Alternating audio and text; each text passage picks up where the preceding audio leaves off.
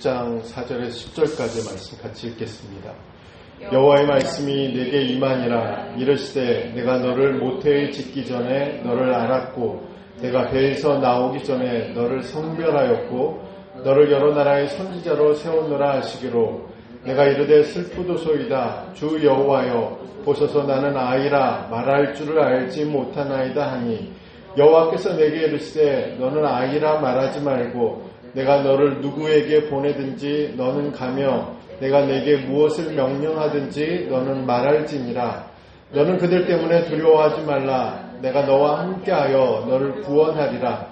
나 여호와의 말이니라 하시고 여호와께서 그의 손을 내밀어 내 입에 대시며 여호와께서 내게 이르시되 보라 내가 내 말을 내 입에 두었노라. 보라 내가 오늘 너를 여러 나라와 여러 왕국 위에 세워 내가 그것들을 뽑고 파괴하며 파멸하고 넘어뜨리며 건설하고 심게 하였느니라 하시니라. 아멘. 자, 오늘과 다음 주일은 우리가 가져야 할 확신이라는 제목으로 말씀을 전하겠습니다. 우리 예레미야서 1장은 예레미야서의 모든 내용과 긴밀하게 연결되어 있습니다.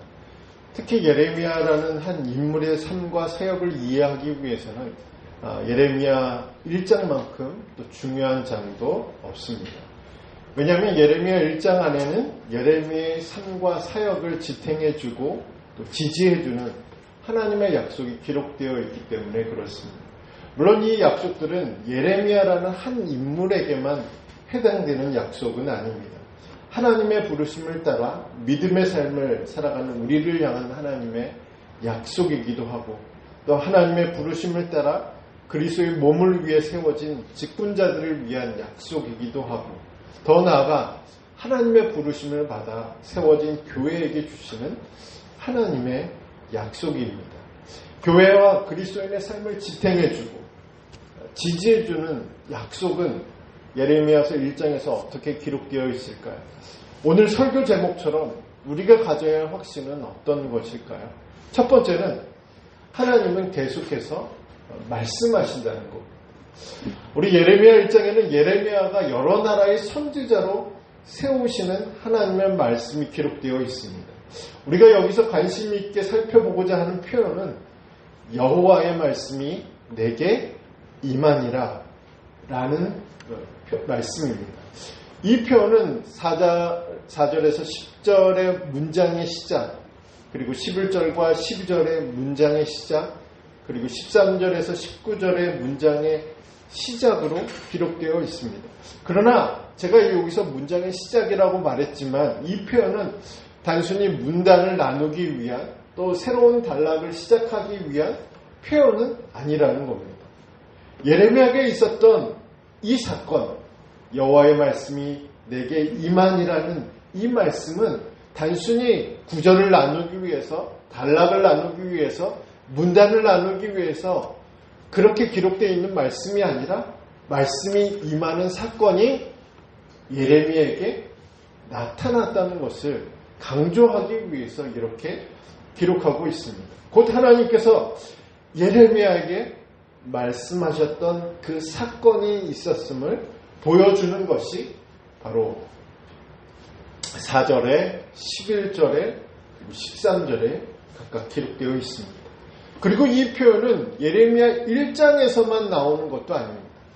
예레미야서 전체에서 똑같은 표현이 29번 나옵니다.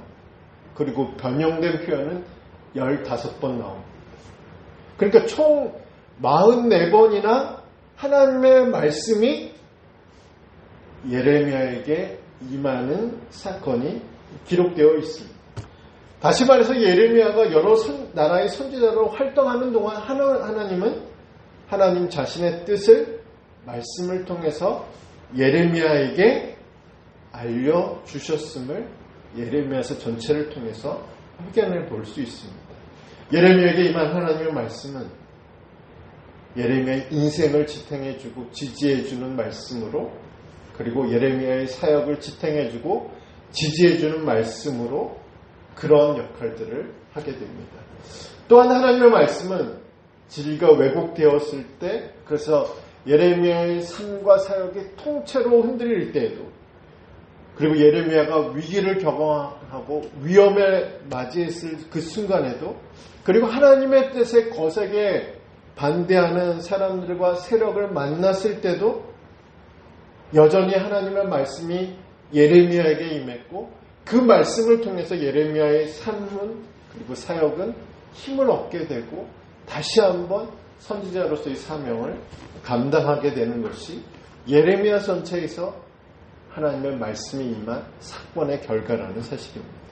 이것이 바로 예레미야에게 임한 첫 번째 약속이자 축복입니다. 저는 이 약속과 축복이 예레미야에게만 주어진 것이 아니라 오늘 우리에게 주어진 것이라고 믿습니다. 하나님은 오늘도 우리에게, 그리고 나에게 말씀하시는 하나님입니다. 믿으십니까? 우리가 이 사실이 잘 믿어지지 않는 이유는 무엇일까요? 그 이유는 아마 세 가지일 거라고 생각합니다. 하나님이 어떻게 말씀하시는지 모르기 때문에. 하나님이 말씀하셨을 때 죄라는 장애물이 그 가운데 있었습니다. 그리고 하나님이 말씀하시는 채널과 우리가 듣는 채널이 다를 때 우리는 하나님이 말씀하지 않으셨다, 말씀하지 않고 있다라고 생각하게 됩니다. 자, 오늘 이 시간은 하나님이 우리에게 어떻게 말씀하시는지만 살펴보도록 하겠습니다. 하나님은 어떻게 말씀하실까요? 히브리서 1장 1절에서 2절의 말씀을 보면 우리 한번 찾아볼까요? 자, 히브리서 1장 1절에서 2절 말씀입니다. 좀 뒤로 가야 되죠? 네, 우리 신약 성경으로는 353페이지입니다. 자, 히브리서 1장 1절에서 2절 말씀.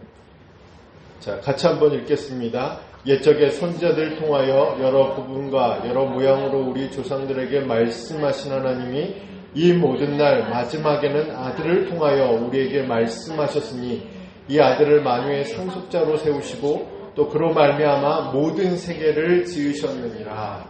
아멘. 자, 히브리서 1장 1절에서 2절의 말씀을 보면 구약과 그리고 오늘 하나님의 말씀 듣기가 차이가 난다라는 사실들을 확인해 볼 수 있습니다. 구약에서는 다양한 방법으로 하나님께서 말씀하셨습니다. 그것을 히브리서 1장 1절에서는 여러 부분과 여러 모양이라고 기록하고 있습니다. 그런데 1절에서 포인트는 무엇이냐면 여러 부분과 여러 모양도 포인트긴 하지만 더 중요한 포인트는 하나님이 구약에서도 말씀하셨다는 거예요.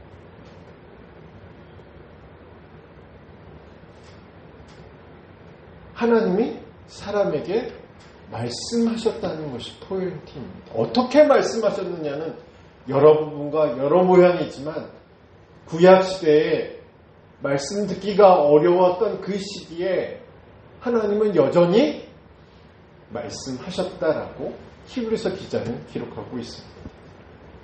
이 말씀의 포인트는 또 있죠. 지금도 말씀하신다는 거예요.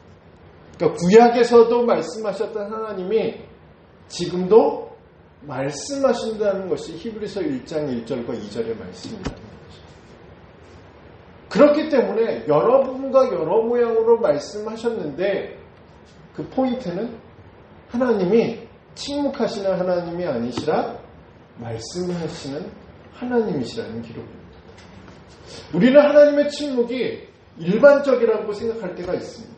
그러나 히브리서 기자는 그 생각에 동의하지 않습니다. 예수님도 마찬가지로 그렇습니다. 요한복음에 보면 예수님은 하나님을 지금까지 일하시는 아버지라고 표현하고 있습니다. 이 표현에 대해서 유대인들은 뭐라고 말했죠? 신성모독이라고 말했습니다. 그래서 예수님을 죽이려고 했습니다. 그 말씀 기억나시죠?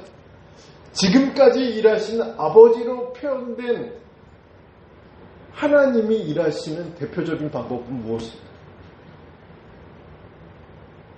하나님이 지금도 일하신다고 예수님 표현하고 있잖아요. 아버지께서 지금까지 일하시니 나도 그 일을 한다 라고 예수님이 말씀하셨는데 하나님이 일하시는 대표적인 방법은 무엇일까요? 말씀하시는 거예요. 누구에게요? 물론 하나님이 여러 가지 사역들을 많이 하시지만 말씀을 통해서 사람에게 말씀하십니다. 사람을 통해서 일하신다.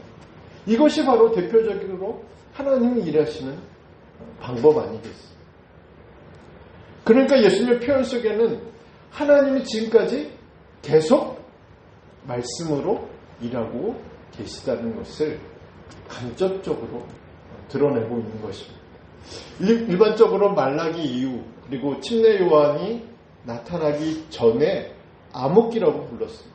그러니까 400년 동안 하나님이 어떤 말씀도 하지 않았다. 어떤 역사도 하지 않았다. 어떤 기적도 베풀지 않았다라고 일반적으로 생각합니다.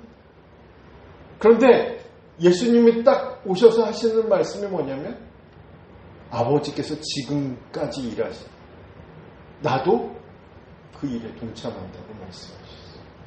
그 말씀은 암흑기에서도 하나님이 일하고 계셨다. 말씀하고 계셨다. 하나님의 역사를 이루어가고 계셨다는 사실들을 예수님이 증거해주고 있다는 사실. 그러면 오늘날은 하나님은 어떻게 말씀하시죠? 이해는 되셨죠? 하나님이 구약에서도 말씀하시고 암흑기에서도 말씀하시고 신약에서도 말씀하시고 오늘날에도 말씀하신다는 것은 동일한 맥락이라는 것들을 아마 말씀합니다. 그러면 오늘날 하나님은 어떻게 말씀하실까? 1장 2절의 말씀을 보면 아들로 우리에게 말씀하셨다. 아들로 우리에게 말씀하고 계신다라고 기록하고 있습니다. 아들로 우리에게 말씀하신다는 의미는 하나님의 독생자이신 예수 그리스도 안에 하나님의 말씀이 있다는 것을 말합니다. 그것도 구약처럼 부분적인 또 일시적인 말씀이 아니라 하나님의 완전한 말씀이 그리고 하나님의 영원한 말씀이 예수님 안에 있다라는 것을 히브리서 기자는 기록하고 있습니다. 이 말씀은 우리가 예수 안에 있으면 우리의 시선이 예수님께 고정되어 있으면 하나님이 우리에게 무엇을 말씀하시는지 어떤 것을 말씀하시는지 그리고 구체적으로 우리는 어떻게 살아가야 하는지를 분명하게 알 수 있다는 뜻입니다. 또한 이 말씀은 우리가 예수님 안에 있고 예수님이 내 안에 있으면 그래서 우리 안에 예수님의 말씀이 충만하면 진리의 영이신 성령께서 그 말씀을 깨닫게 하시고 그 말씀이 믿어지게 하시고 또 그 말씀의 능력을 경험할 수 있게 된다는 뜻이기도 합니다. 물론 하나님은 사람이나 사건이나 환경이나 체험 등을 통해서 자신의 뜻을 보여주시기도 하십니다. 그러나 그 해석의 기준은 늘 예수님 안에서요. 하나님 말씀 안에서요. 그리고 예수님 안에서 그리고 하나님의 말씀 안에서 꾸준히 이 사건들 그리고 이 사람들 그리고 이 체험 그리고 이런 환경들을 계속적으로 검증받아야 그것이 참된 것이다 라는 것들을 말하는 것입니다. 왜냐하면 우리의 욕망이 우리의 욕심이 자꾸 하나님의 뜻을 왜곡하려고 들기 때문에 그렇습니다. 우리는 그 사실을 예레미야서 전체를 통해서 또 알 수 있는데 예레미야서를 읽어보면 하나님의 뜻을 왜곡하는 사람들이 등장합니다. 그들은 하나님의 말씀으로 그들에게 보여진 것들을 해석하지 않는 사람들이죠. 그들은 하나님의 말씀을 그들의 환경이나 사건이나 그리고 환경 등을 해석하는 유일한 기준으로 삼지 않은 사람들입니다. 근데 아이러니하게도 그들은 스스로 그렇게 생각합니다. 자신들은 하나님의 뜻을 왜곡하지 않았다. 그렇게 생각합니다. 그리고 오히려 예레미야를 거짓 예언자, 거짓 예언을 하고 있다라고 몰아세우고 예레미야를 죽이려고 했어요. 이처럼 하나님의 말씀이 기준이 되지 않으면 우리에게도 이런 일들이 발생할 수 있습니다. 그렇다면 우리는 어떻게 이 말씀을 들을 수 있을까요? 우리는 어떻게 이 말씀을 우리의 기준으로 삼을 수 있을까요? 감사하게도 하나님은 예수님을 통해서 우리에게 말씀하시는 하나님입니다. 제가 이 말씀을 드리는 이유는 우리가 찾아다닐 필요가 없다는 거죠. 이곳저곳을 기웃거릴 필요가 없다는 것을 의미합니다. 말씀이 우리에게 온다는 사실. 우리는 말씀을 찾으려고 하죠. 아마 그것들을 우리가 좀 자세히 생각해 보면 내가 찾고 싶은 말씀이 있는 것이 아닐까라는 생각이 들어요. 우리가 찾고 싶은 말씀이 있는데 그 말씀이 들리지 않으니까 여기저기 찾아다니고 있는 것은 아닐까라는 생각이 들어요. 우리 성경의 말씀을 보면 요한계시록 3장 20절의 말씀을 보더라도 말씀이 찾아옵니다. 우리가 거부하지 않는다면. 왜냐하면 하나님은 말씀하시는 하나님이십니다. 그 말씀이 우리를 두드리고 있는 상황일지도 모릅니다. 말씀이 우리에게 옵니다. 그 말씀이 우리의 마음의 문을 두드리고 있다. 그것을 우리가 받아들일 준비가 되어 있다면 우리는 지금도 하나님의 말씀이 나에게 계속적으로 오고 있다는 그런 사실들을 인정할 수밖에 없겠죠. 사실 우리는 우리의 욕심이 있어요. 그렇죠. 내가 듣고 싶은 말씀이 있어요. 내가 받고 싶은 말씀이 있어요. 근데 그게 잘 들리지 않으니까 하나님이 침묵하는 것처럼 그렇게 생각할 때가 있지 않을까. 구약 성경과 신약 성경 그리고 오늘날의 기독교의 역사를 보면 하나님의 말씀은 우리에게 찾아옵니다. 우리가 억지로 찾으러 다닐 필요가 없을 정도로 너무나 자주 너무나 뚜렷하게 우리를 찾아온다는 사실. 우리가 그 말씀에 귀를 기울일 수만 있다면, 우리가 그 말씀에 전적으로 순종할 수만 있다면, 우리의 죄가 그 말씀에 가로막지 않는다면, 우리의 욕망과 욕심이 하나님의 말씀을 왜곡하려 들려 하지 않는다면 하나님은 여전히 분명하게 뚜렷한 말씀으로 우리에게 말씀하시는 분은 아니실까. 우리가 한 주 동안 예레미야에서의 말씀을 통해서 예레미야에게 임한 하나님의 말씀이 나에게도 또 교회에게도 주시는 하나님의 말씀인 줄 우리가 경험하는 그런 시간들이 되었으면 좋겠습니다. 두 번째로 우리가 가져야 될 확신은 하나님의 부르심은 반복적이라는 것입니다. 우리가 보통 이사야서 6장, 이사야가 소명을 받았던 장이라고 부르고 또 예레미야 1장을 예레미야의 소명장이라고 그렇게 부릅니다. 예레미야는 하나님의 전적인 선택으로 인해서 여러 나라의 선지자로 부름을 받았습니다. 우리는 이 장면에서 하나님이 예레미야를 부르실 때 예레미야가 가진 어떤 능력이나 자격이나 배경이나 또 잠재력 이런 것들을 보고 하나님이 예레미야를 선택하지 않았다는 사실들을 우리는 1장의 말씀을 통해서 알 수 있습니다. 그러니까 선택은 전적인 하나님의 권한이라는 거죠. 그러므로 우리는 이 말씀, 예레미야가 부름을 받는 이 장면의 말씀을 보면서 우리를 부르실 때도 마찬가지로 무엇을 보고 무엇을 판단하고 무엇을 선택의 기준으로 삼고 우리를 부르시는 것이 아니라 하나님의 전적인 선택이고 전적인 은혜라는 사실들을 우리가 잊지 말아야 합니다. 자꾸 때때로 우리는 이제 절망하고 낙심하는 이유가 뭘까요? 내가 하나님 앞에 설 자격이 없다라는 거죠. 그런데 하나님은 설 자격이 없는 자들을 부르셨어요. 사실.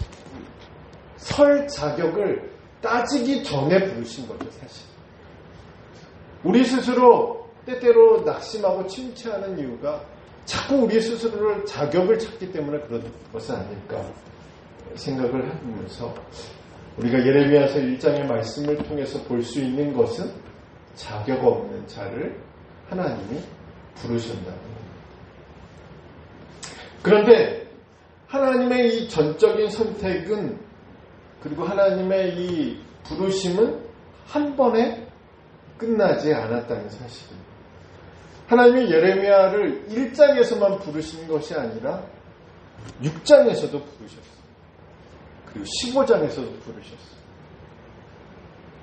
부르셨다는 것은 6장의 말씀을 보면 1장에서 우리가 여러 나라의 선지자로 부르셨다고 말씀드렸죠. 6장에서는 남유다를 향한 망대와 요새로 부르셨습니다. 망대와 요새로 부르셨다는 것은 예레미야가 선지자로서 감당해야 할 사명과 사명의 구체적인 모습들이 어떤 모습이어야 되는지를 말씀하고 있는 겁니다.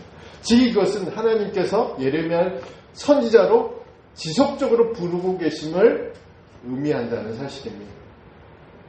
또한 이것은 예레미야가 그 부르심을 경험했을 때 어떤 얘기를 발생했는지를 알려주는 그런 사인이기도 합니다.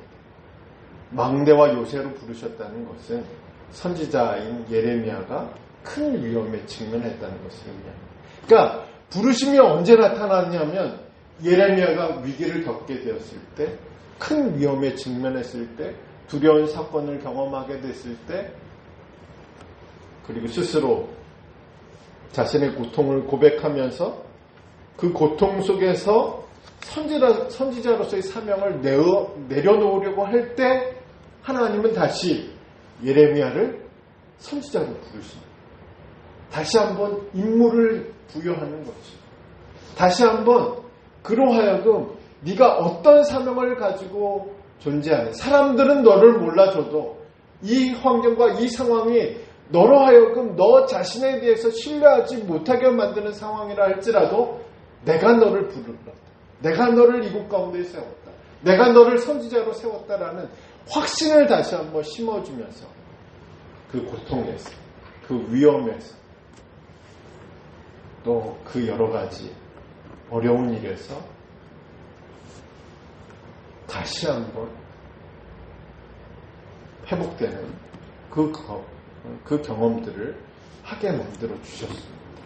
성경의 인물 중에도 고통과 두려움 속에서, 실패와 좌절 속에서 자신이 감당해야 할 역할들을 포기하려고 했던 사람들을 쉽게 찾아볼 수 있습니다. 가장 먼저 떠오르는 사람은 아브라함입니다. 구약의 인물 중에. 아브라함은 우리가 잘 아는 대로 믿음의 조상입니다.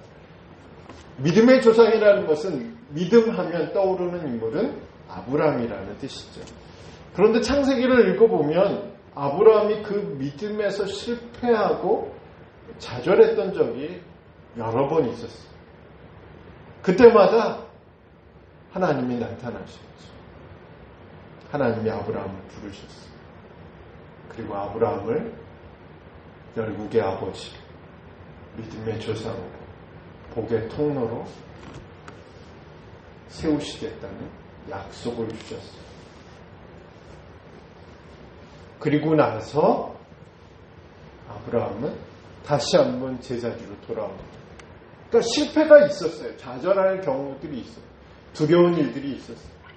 그때마다 하나님은 아브라함에게 나타나셔서 아브라함을 다시 그 자리로 올라서게 만드는 하나님의 부르심을 경험하게 하셨습니다.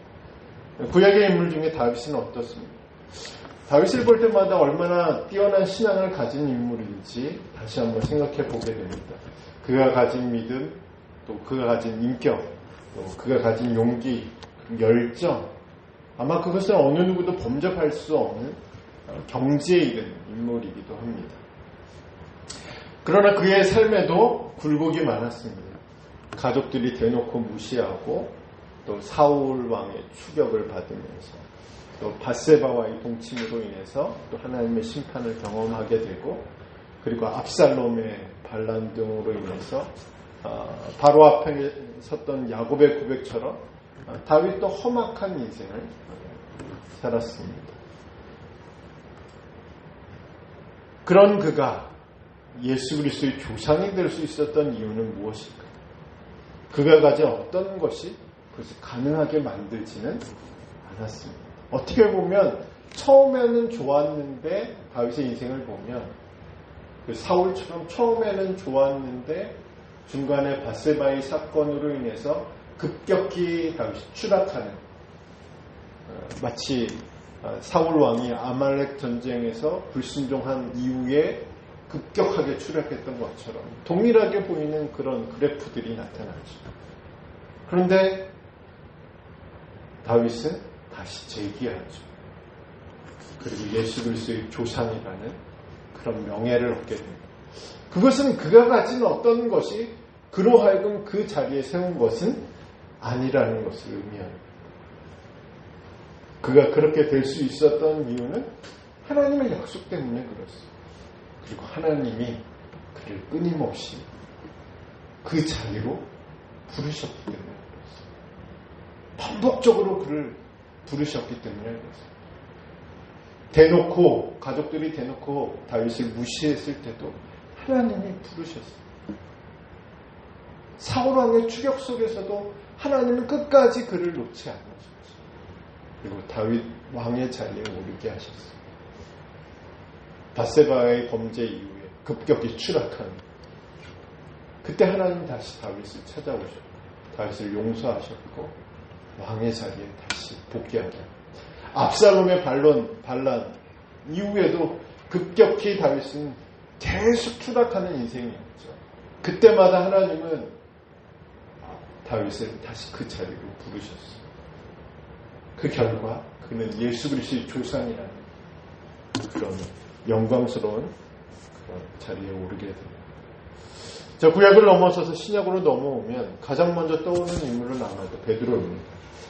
베드로는 예수님의 부르심을 받아가 제자가 되었지만 결국 예수님이 체포되었을 때 예수님을 부인했을 뿐만 아니라 결과적으로 예수님의 제자직을 포기하고 다시 업으로 되돌아갑니다. 그런 그에게 부활하신 예수님이 찾아가셨죠. 요한복음 21장에 보면 예수님은 베드로를 다시 부르셨어요. 베드로는 그 부르심으로 인해서 회복되죠. 그리고 초기 기독교 공동체의 리더로 부활하신 예수님을 증거하는 사람이 됩니다. 이처럼 하나님의 부르심은 우리가 생각하기에는 한 번 딱 부르시고 아무개야 너 이 일해, 내가 이 사명을 주겠어, 이 역할을 감당해, 한 번만 부르시는 것은 아니라는 거죠. 예레미야에게도 동일하게 한 번만 불러도 되지만 위기를 겪을 때마다, 위험의 순간을 맞이했을 때마다, 고통에 빠졌을 때마다, 그리고 사람들로 하여금 큰 저항에 맞아서 흔들릴 때마다 하나님은 예레미야를 다시 부르셨어요. 그리고 그 선지자로서의 사명을 다시 한번 고치시키고 다시 한번 그 자리에서 그 역할들을 감당하게 하셨습니다. 하나님은 우리를 부르실 때도 마찬가지라고 생각합니다. 하나님은 우리에게 주신 믿음이 흔들리지 않도록 우리에게 주신 직분을 잘 감당할 수 있도록 또 우리에게 주신 사명과 역할을 잘 감당할 수 있도록 반복적으로 부르신 하나님입니다. 그 부르심이 가장 크게 들릴 때는 우리가 위기와 위험에 맞이했을 때입니다. 우리가 실패하고 좌절했을 때 하나님의 목소리는 더 크게 들릴 수밖에 없습니다.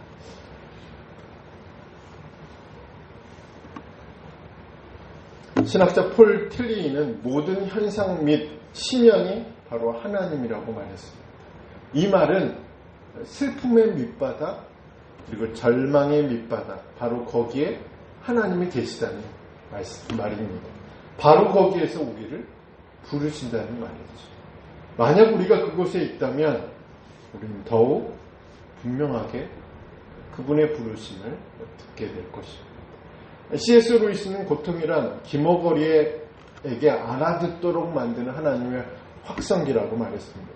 즉 평소에는 하나님의 음성이 잘 들리지 않더라도 고통이 생기면, 문제가 생기면, 어려움이 닥치면 그때 하나님이 우리를 부르시는 분명한 음성을 확실하게 들을 수 있다라고 말했습니다.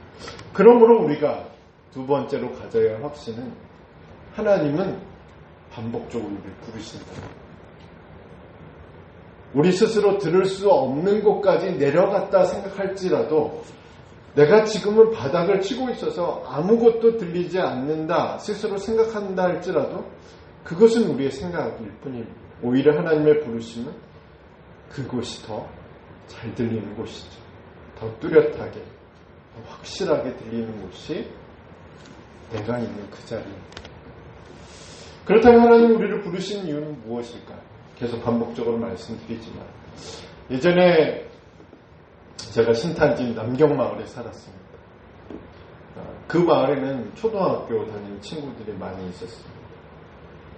그 당시에는 축구공이나 야구공이 귀하다 보니까 종이를 둥그렇게 말아서 박스 테이프로 이렇게 칭칭 감고 그걸 가지고 축구하면서 골목에서 축구하면서 놀았습니다. 또 야구는 슬리퍼와 야구르트병만 있으면 됐어요. 그래서 타자는 자신의 슬리퍼 한 짝을 벗어서 손에 하나 들고 야구르트병을 던져서 그걸 치면서 뛰고 맨발로 이제 한쪽 슬리퍼만 신고 하나는 들고 뛰는 거죠. 그래서 재밌게 잘 놀았습니다. 저녁 때가 되면 이제 이 집 저 집에서 이제 부릅니다. 한두 번 부르는 게 아니죠. 집에 돌아올 때까지 부릅니다. 왜 부를까요? 저녁 먹으라고 부르는 거죠. 그때는 잘 놀았으니까 이제 집에 와서 밥 먹고 자라고 아마 그렇게 불렀을 거라고 생각합니다. 저는 하나님이 우리를 부르신 이유도 이와 같은 성격을 가지고 있다고 생각합니다. 비록 우리의 삶이 놀이터가 아니라 전쟁터처럼 변해버렸다 할지라도 하나님의 부르심에는 쉼이 있죠. 그리고 회복이 있고 그리고 재충전과 재도약의 길이 있습니다. 저는 예레미야를 부르듯이 하나님이 오늘 우리도 부르신다라고 믿습니다. 수많은 믿음의 사람들을 부르셨던 것처럼 저와 여러분을 부르신 줄 믿습니다. 그 부르심을 경험하는 그리고 그 부르심에 응답하는 저와 여러분이 되시길 축복합니다.